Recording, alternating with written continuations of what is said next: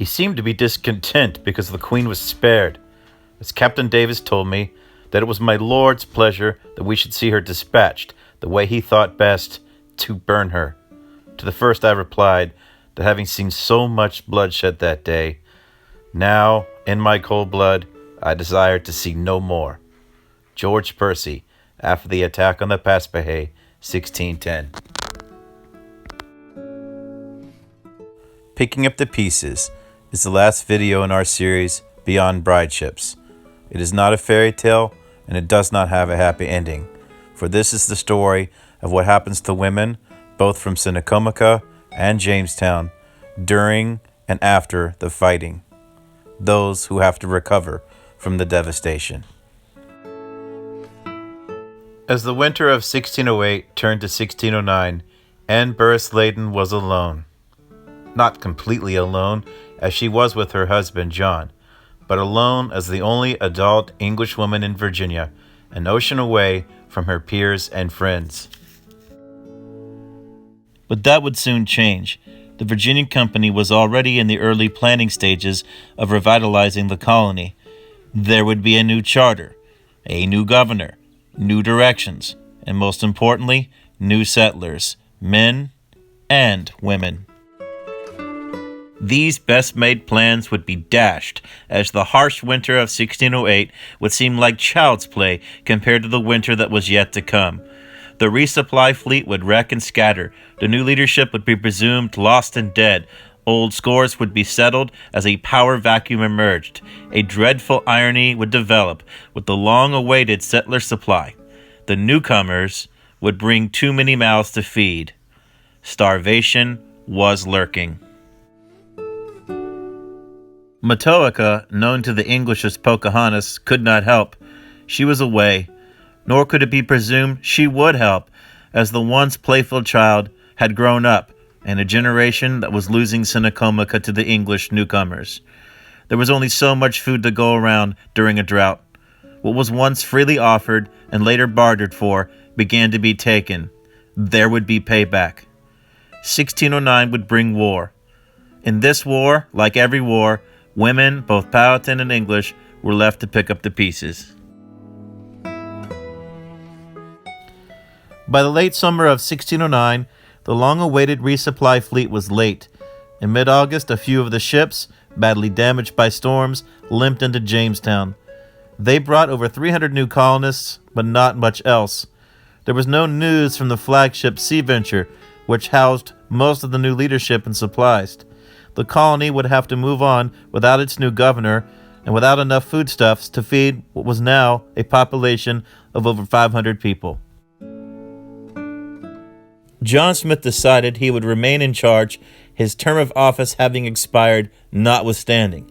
He decided to scatter the colonists along several locations. He attempted to use his influence with the Powhatan to house some of the English and outright buy Indian towns. But Smith had lost his influence. The Powhatan had had enough of his gunboat diplomacy. There were ambushes and reprisals, and influential men were killed. Smith was a wanted man in two cultures. His gunpowder mysteriously exploded, and he was sent back to England. Hopefully, some must have said, to die. Leadership fell to George Percy, some might say suspiciously. He had the right pedigree, family name, connections, money, and military experience. On paper. Instead, he found it uneasy to be the head with the Virginia Company's crown. The Powhatan retaliated for several years of English insults. Subsequent months of fighting cost the English 150 able-bodied men, and Jamestown would be cut off. Both John Smith and Percy's hubris was being punished. The colonists began to starve. Percy sent a ship full of men to trade for fish. Instead, they mutinied and sailed to England. Another 25 to 30 men were sent to Point Comfort, where they lived relatively comfortably. They did not help those upriver. Many of those left behind were the sick, the old, the children, and the women. Percy would later relate that those in the fort were reduced to eating cats, snakes, rats, horses, dogs, mice, shoes, and even their dead fellows. It is often asked, why did the colonists starve if they were by the river and woods? Could they not fish or hunt? Often historians blame the climate, the lack of fish, and the siege as to why the starving time occurred. But another answer might be cultural. English society was highly stratified, with strictly defined gender roles.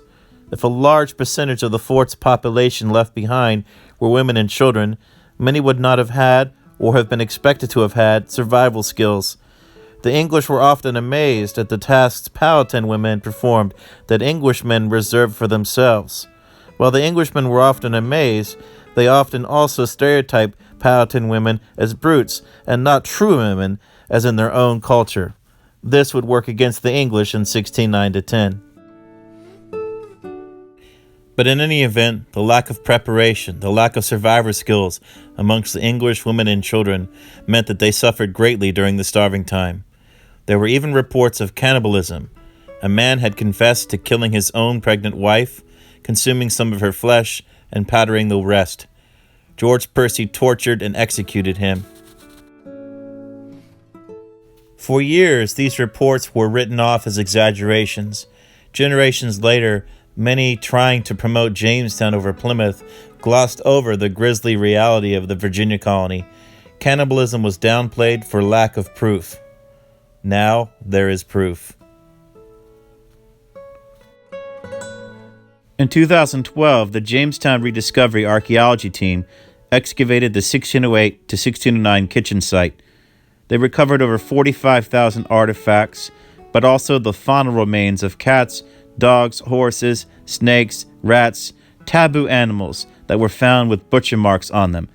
This was similar to what was found in the 2009 excavation of Jamestown's first well. Together, these two dig sites showed the devastation of the starving time. But the team also found a human cranium in over a dozen pieces, a European skull, a female skull, with detectable deliberately made markings on it, English metal tool markings. The team sent the skull to the Smithsonian Natural History Museum forensic team, and they determined that the skull had 8 of the 9 characteristics of survival cannibalism, when only 5 are scientifically necessary to prove the case. This was very important to prove to the public that the starving time was real and cannibalism was real. The team named her Jane. She was only 14 years old or so. But was Jane the actual powdered wife mentioned in the records, or another unknown female? We may never know. But she was both a woman and a child, and a victim of the starving time, and a victim of failed leadership. Whoever Jane was, the other women at James Fort knew her name, knew her personally, and knew what had happened to her.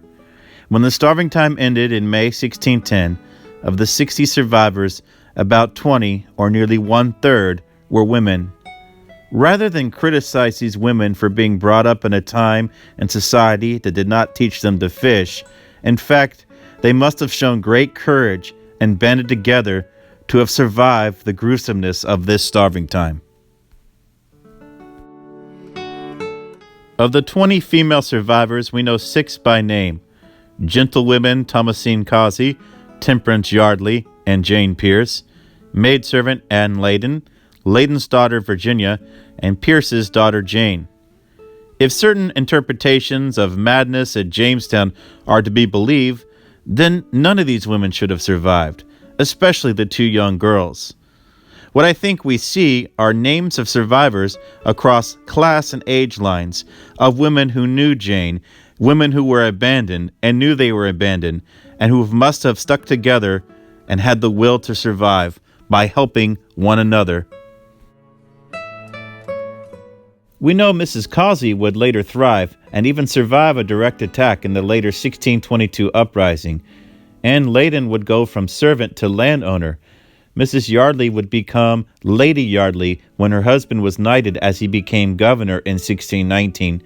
And Mrs. Pierce would later run a wealthy household in Newtown and become the mistress of Angela, who was one of the first Africans at Jamestown, whose story we will examine in depth in our next video series. So you could say from an English point of view, These survivor women became quite successful at Jamestown and even role models for the later brides of 1620 to 21.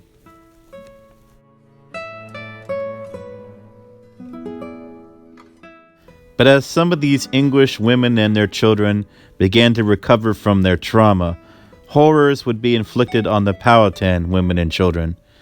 The Sea Venture shipwreck survivors emerged in May 1610 after being marooned in Bermuda for 8 months. And in June of 1610, another supply fleet came to Jamestown with the leadership of Governor Thomas West, Lord Delaware. Delaware, a veteran of fighting in Europe, saw the Anglo-Powhatan situation in Virginia like he had experienced in Northern Ireland. In other words, he sought reprisals against any natives who defied English colonial interests. The nearby Paspahegh tribe was given an ultimatum, as they were held responsible for the siege of James Fort. Give up your king and give us tribute, or face attacks. By August, Delaware sent George Percy to redeem himself and asked him to attack the largest Paspahegh village just a few miles upriver from James Fort. The village was taken, and dozens were killed, and the Paspahegh royal family was sieged. Percy lost control of his men. The children of the royal family were shot dead in the water. He claimed to try to stop it, and barely succeeded in sparing the queen's life. But Delaware ordered her burned to death. Percy begged for a quicker death for the queen, and had Captain James Davis run his sword through her, only a few hundred yards in the woods away from James Fort. That is not the Powhatan princess story most people grow up with. It is not the one taught in school or even at the park very much at all. But the wife of the chief of Paspahegh and the English girl we call Jane are gruesome reminders that the victims of war are not always soldiers. This story will play out on the American frontier all the way to Wounded Knee. The more recognizable story is of Pocahontas, who, according to oral tradition, may have already been married and staying with the Potawatomi tribe to the north, avoiding the ugliness of the war that raged between the English and Powhatan for years after the starving time. Samuel Argall, an enterprising and roguish English captain, fresh from his attack upon French priests in Maine, which will cause an international incident, got intelligence about Pocahontas' whereabouts. He traded her from the Potawatomi for copper, although his cannons were the more likely motivator, and he lured Pocahontas on his ship. Pocahontas became a valuable hostage, one who the English thought would be exchanged for their own prisoners. But Chief Powhatan would not make the deal. Pocahontas was held for months and moved up and down the James River to several locations. She was taught the English language and scripture and became a Christian under her baptized name Rebecca. The tobacco planter John Rolfe wrote that he fell in love with her. We don't know her thoughts on the matter, but Powhatan oral tradition paints a far less rosy picture. Nevertheless, Rolfe and Pocahontas wedded at the Jamestown church on April 5th, 1614. Their union brought peace, albeit temporarily. They had a son, Thomas. Later, the young family were sent on a promotional trip to England. There, Pocahontas will meet the English royal family, tour London, see John Smith again, and become a celebrity, the reverse of what now happens when British royals visit America. But there was no fairy tale ending for Pocahontas. She became sick on the ship sailing down the Thames River to begin to bring her home. And her last words before dying in graves in England were, "'Tis enough the child liveth." And the child did live. Thomas grew up in England and returned to Virginia as an adult to inherit land from both cultures. In some ways, he became a symbol of the union of the English and Powhatan peoples. But that union would not last for very long, as war loomed on the horizon in 1622.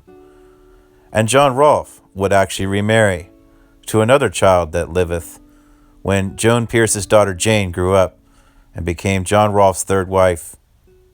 These children and women of Jamestown that survived the starving time provide a glimmer of hope in a very dark period in American history of ordinary people, when the odds are against them, that stand together and survive.